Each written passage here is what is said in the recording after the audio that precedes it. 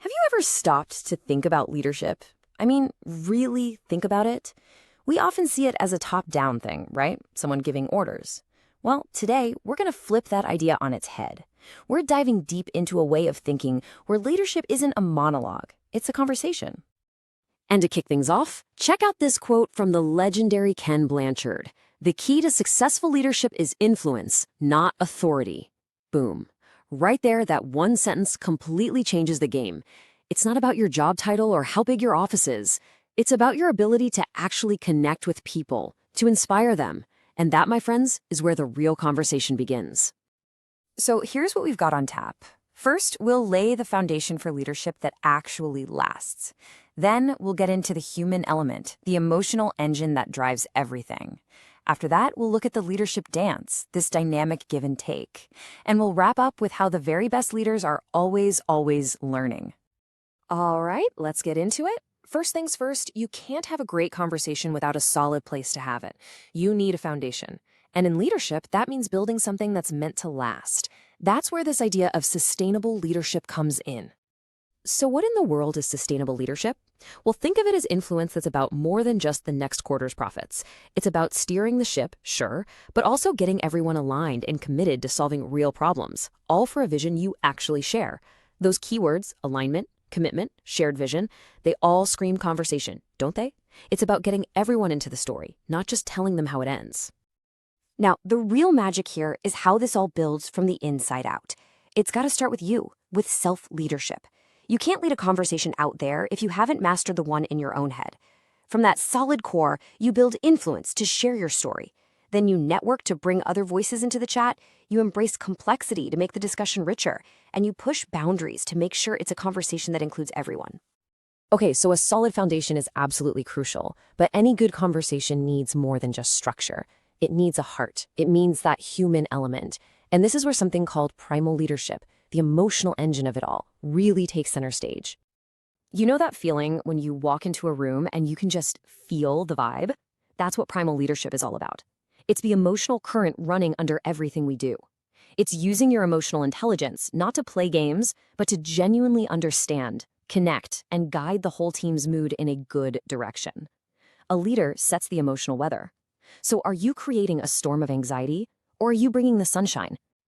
And here's the key. It is all about balance. The best leaders aren't emotionless robots, and they're not completely ruled by their feelings either.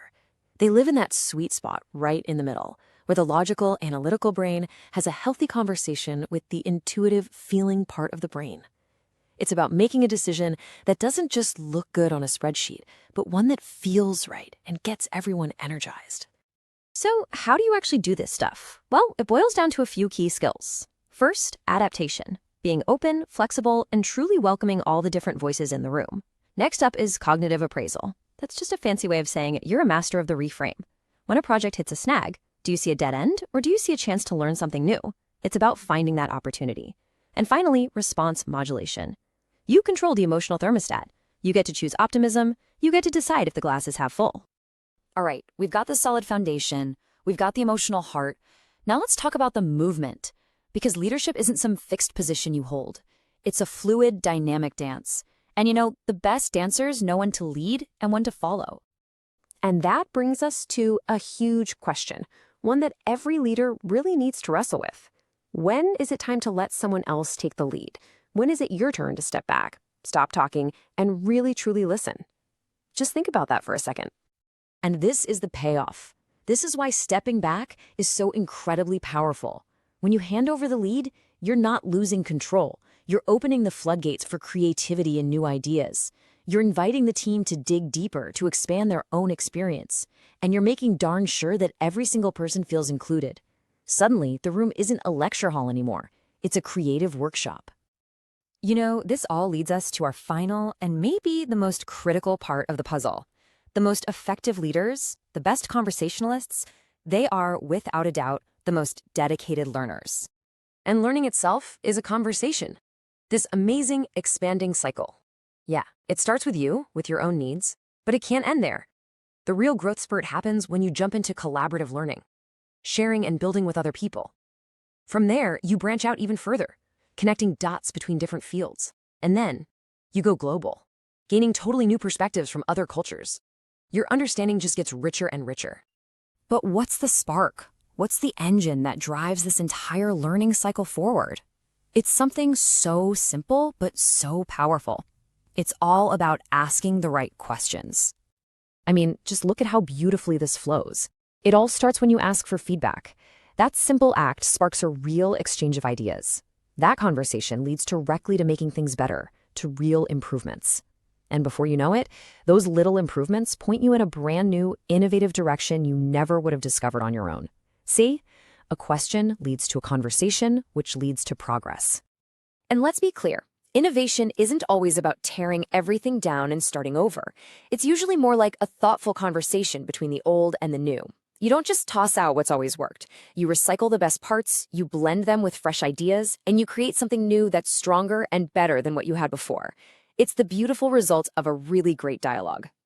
So we end right back where we began, with a question for you to take with you. As you think about your role, whether you're leading a company, a small team, or even just your own path in life, ask yourself this, honestly. Is your goal to build up your authority, to be the one with all the answers?